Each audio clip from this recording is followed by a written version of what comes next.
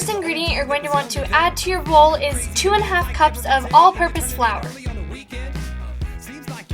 Next, add 2 teaspoons of cornstarch. Of making a living that you forgot to live your life, but guess what? Can't stop, won't stop, that's what I'm here about to create. Now add a teaspoon and a half of baking powder, and don't get this confused with baking soda because this is actually baking powder.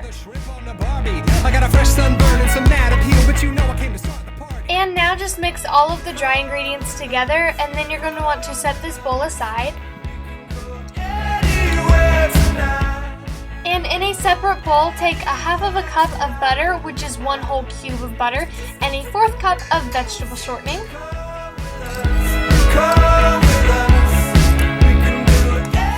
And 1 cup of sugar. And now you're going to want to take the zest of 1 large lemon or 1 tablespoon of zest, depending on how big of a lemon or how many lemons you need. Basically, you're going to grate your lemon in a cheese grater on the tiniest sides, and this takes quite a long time and patience, so just grate the entire peel of the lemon till it looks like this. So as you can see, I have about a tablespoon more or less, and now you're going to want to mix everything till it's fluffy. Where the splashing is, go baby, shady with a lemonade be. The women and the weather both are hotter than Hades. Huffing swag ain't popping no tags, but here's my number, call me. Now add 1 egg. I'm like a pie in the window cooling. Y'all check out the roots that I'm ruling. I'ma hold this down like a bully at a pool, man. 3 months out running the cold, we can do anything we want. And 1 egg white, so basically crack an egg in a small bowl and separate the yolk, and the white is what you're going to put into the mixture.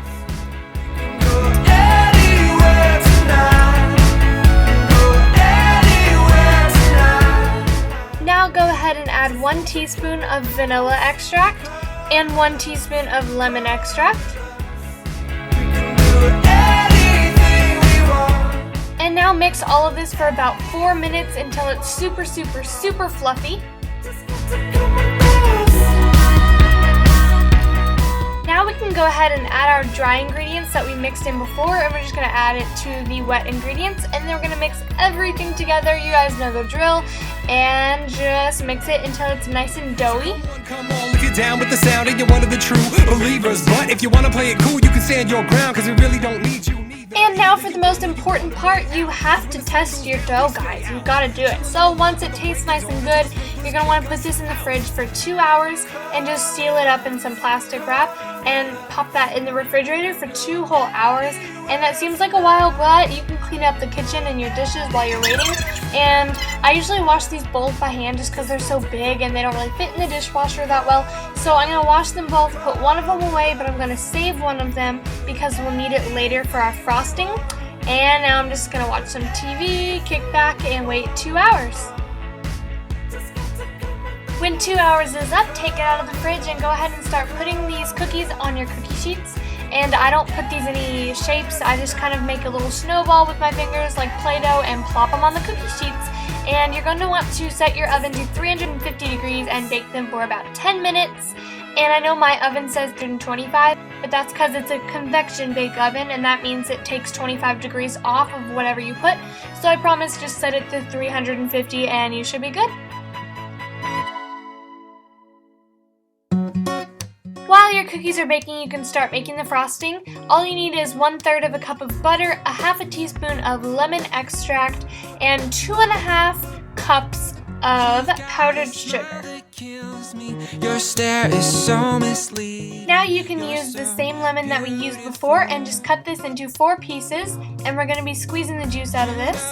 All that you do takes this hard to make. You're going to need about 3 tablespoons of lemon juice, so if 1 lemon doesn't give you quite enough, you can always cheat and just use lemon juice that you purchase at the store if you happen to have some in your fridge. You've got something that I like. 1 lemon did not give me quite enough juice, but I didn't want to waste a whole nother lemon for just a tiny bit more, so I cheated and I used a little bit of store-bought lemon juice. And now you know what to do, just mix all the frosting ingredients together. Normally when I make this frosting, I have way too much frosting left over, so depending on how much frosting you put on your cookies, personally you might want to cut the frosting recipe in half. And I'm also going to be adding a little bit of yellow food coloring to make it look pretty. Beautiful.